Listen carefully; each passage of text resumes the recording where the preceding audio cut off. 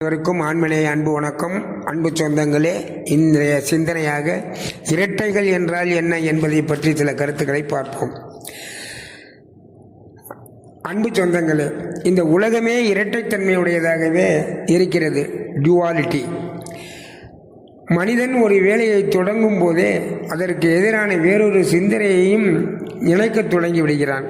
லாபம் என்று நினைக்கும் போதே நட்டம் என்பதை சிந்திக்க ஆரம்பித்து விடுகிறான். நல்ல கருத்து, அதனை கேட்போம், பயன்பெறலாம் என்று நினைக்கும் போதே ஆமாம், கேட்டு என்ன செய்ய போகிறோம் என்ற சிந்தனையும் வந்து விடுகிறது. கோவிலுக்கு போவோம் என நினைக்கும் போதே எப்படி அங்கிருந்து வருவோம் என்ற சிந்தனையும் வந்து விடுகிறது. இப்படியாக எந்த வேலையை நாம் சிந்தித்து தொடங்கினாலும் அதற்கு எதிரான மாற்று யோசனையும் வந்து விடுகிறது. இப்படி இரட்டைத்தன்மை இருக்கும் வரை உருப்படியாக நாம் எந்த வேலையையும் வெற்றிகரமாக செய்து முடிக்க முடியாது. எனவே மேற்படி இரட்டைகளை நீக்க நாம் என்ன செய்ய வேண்டும்?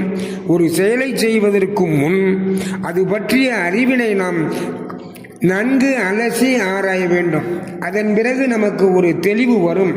தெளிந்த நிலைக்கு வந்த பிறகுதான் ஒருமைத்தன்மை வரும். ஆக நாம் ஒரு ஒருமைத்தன்மையோடு எதை செய்தாலும் 100 விழுக்காடு வெற்றி நிச்சயம்.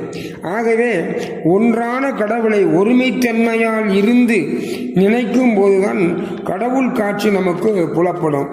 எனவே அன்பர்களே, நாம் சிந்தையில் உள்ள எதிர்மறைகளை நீக்க வேண்டும். நம் மனதில் அதனை சிருஷ்டிக்க கூடாது. அழகினை பார்க்கும்போது அவலட்சணத்தையும் சிந்திக்க கூடாது. அசிங்கத்தை பார்க்கும்போது அழகை சிந்திக்க கூடாது. இந்த நிலைதான் மனிதன் எப்போதும் உண்மையில் இருக்கும் நிலையாகும். இதையே எண்ணங்கள் அற்ற நிலை என்று நாம் பேசுகிறோம். புரிந்து செயல்படுவோம். வாருங்கள். அன்பு அருட்பெரும் ஜோதி, அருட்பெரும் ஜோதி.